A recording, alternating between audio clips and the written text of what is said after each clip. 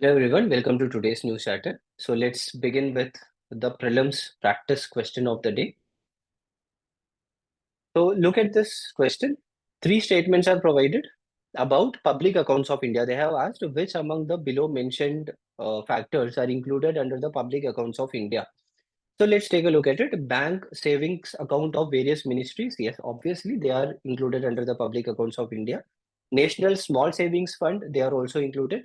National Investment Fund of that comes from the disinvestment of public sector companies. So that are also included under public accounts of India.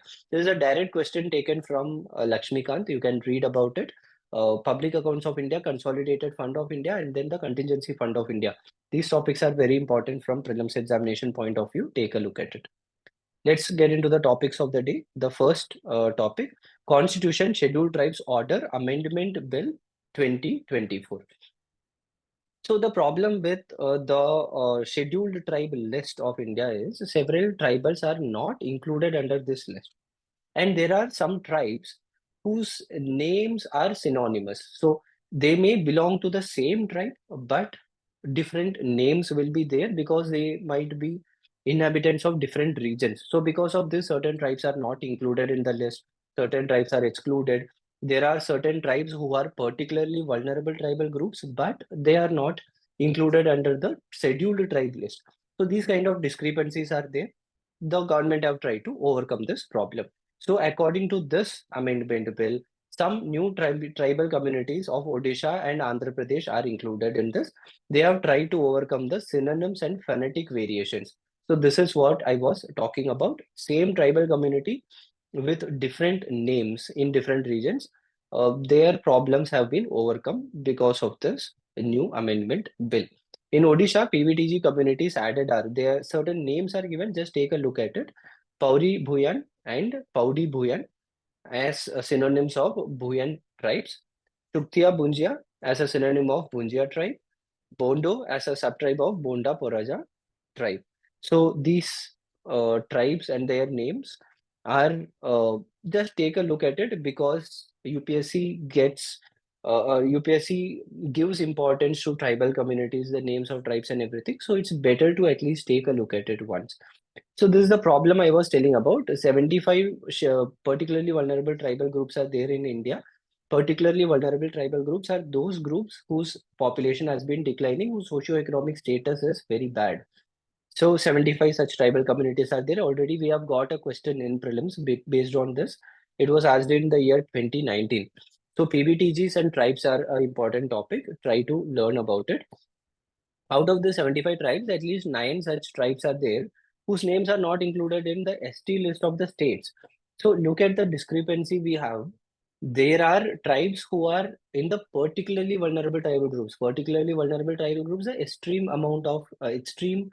set of tribes whose protection has to be concentrated extremely. The center directly takes care of their development. So they are included in PVTGs, but they are not included in the scheduled tribes list. So this is a major problem, and presently the government is trying to overcome these problems.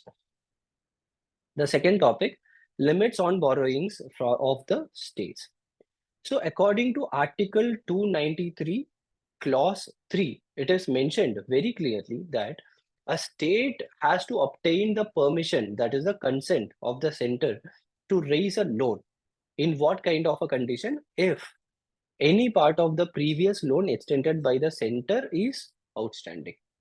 So if there is any loan from the central government to the state, and if the state has not paid it back, then in order to get further loan, the state has to get the permission of the center. So this is the basic basic idea behind limits on borrowing from the states.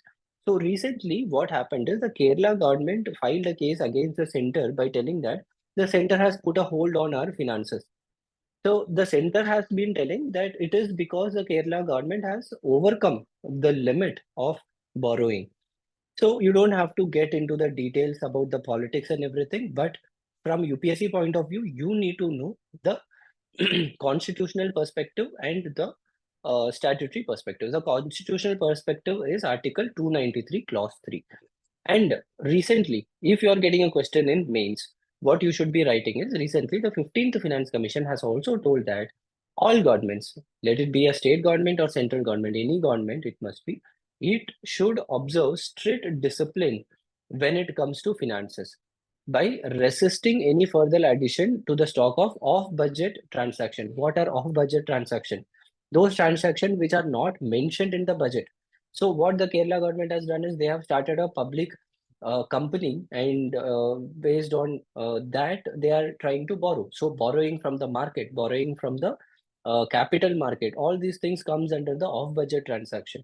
So 15th Finance Commission has told that do not use the off-budget transactions and borrow too much. That should be restricted.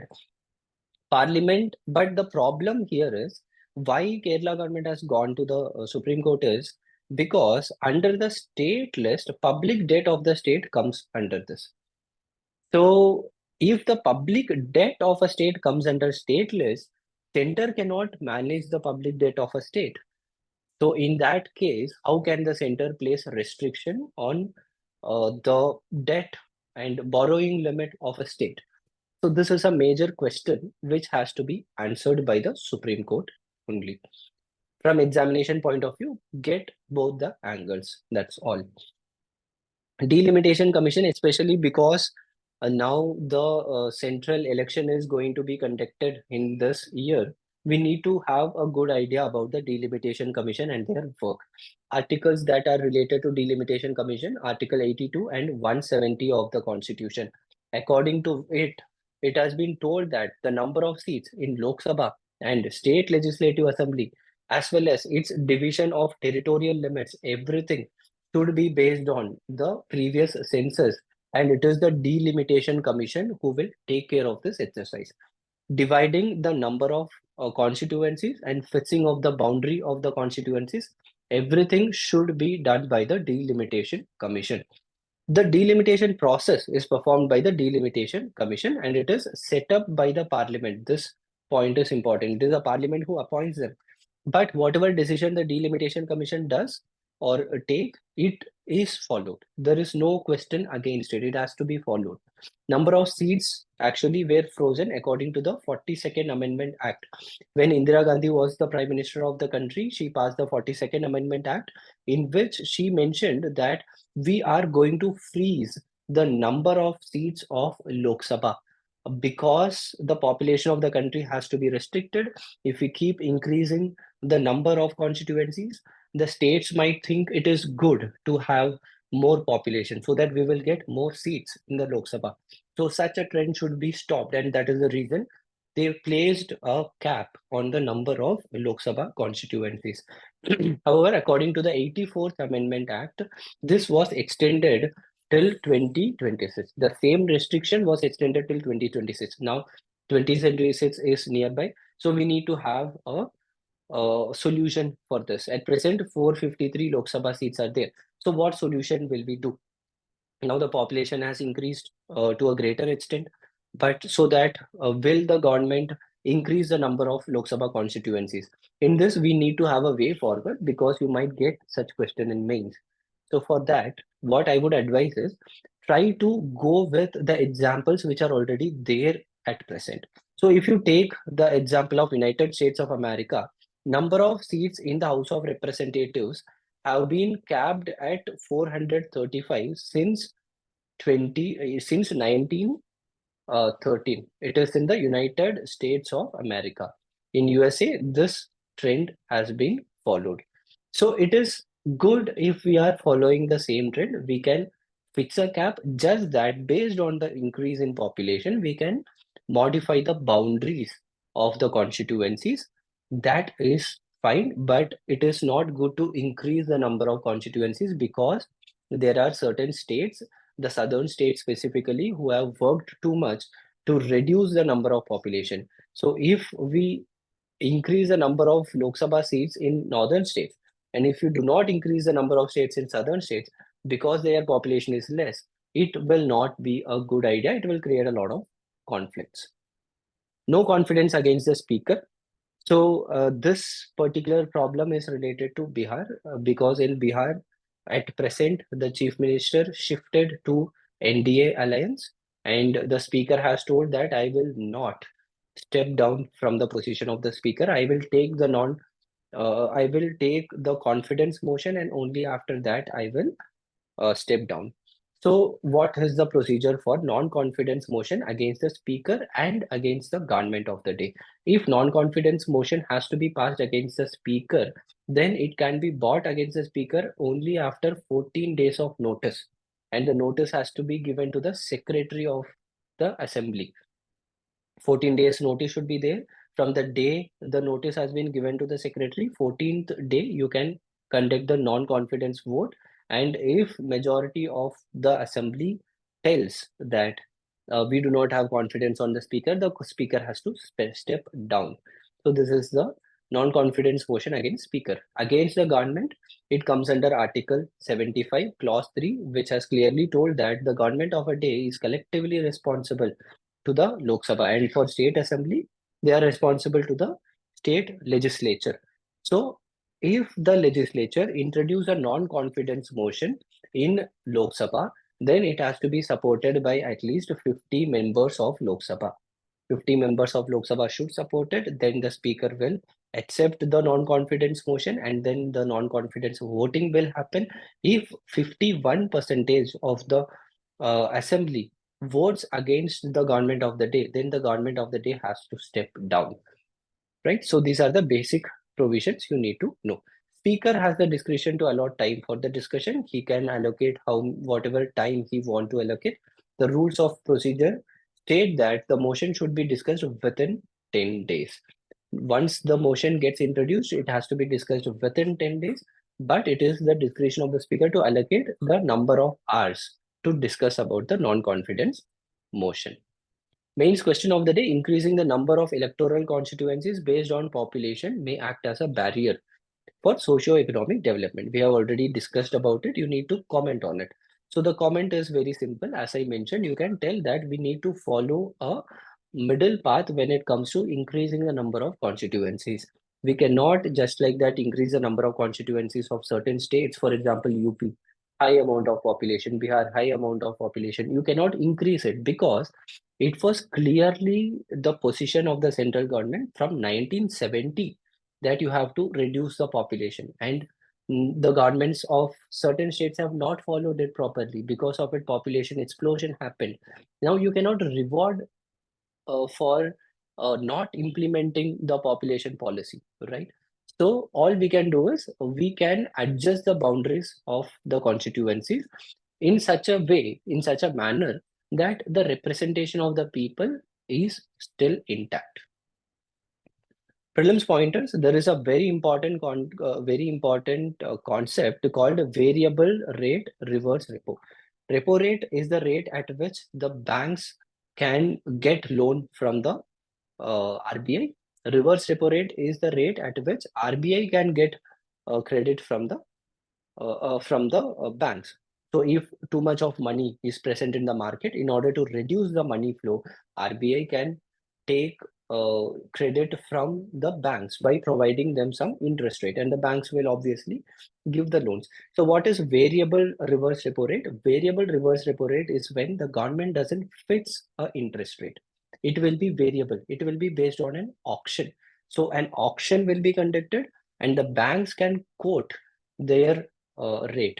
So for example, if I am SBI, I can quote that I can give you a loan at 5%. If another bank, let's say ICICI is coming and it is telling that I can give you a loan at 4.75. So the RBI will go with ICICI because they are giving at a lesser interest rate. So this is the basic idea behind variable reverse repo rate. You can read this concept. It is a subtype of reverse repo rate.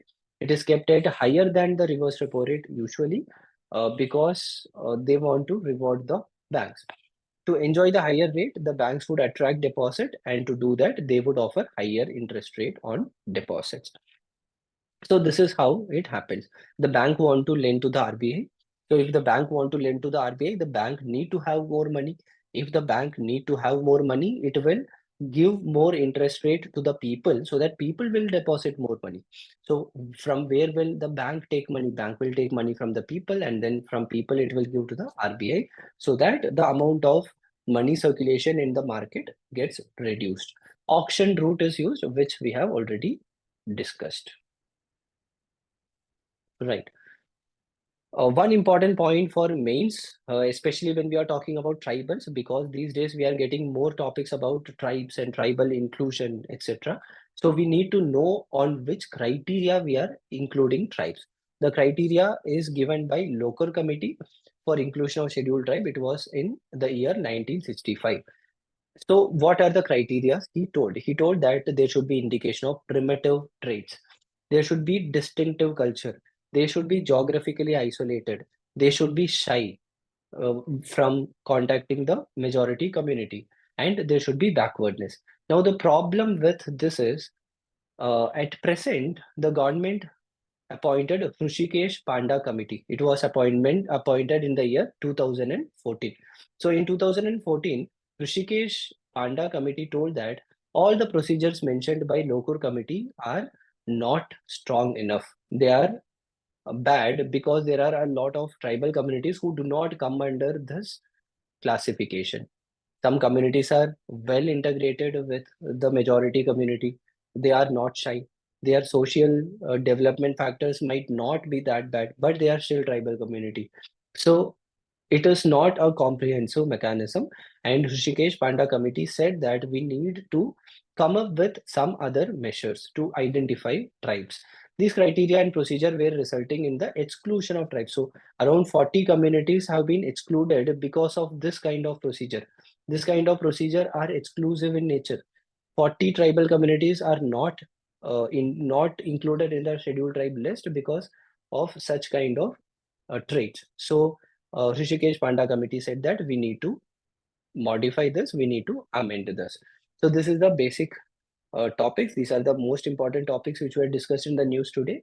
Have a look at it. Try to remember everything so that it will become easy for you to answer in prelims and mains. All the best. Let's meet tomorrow.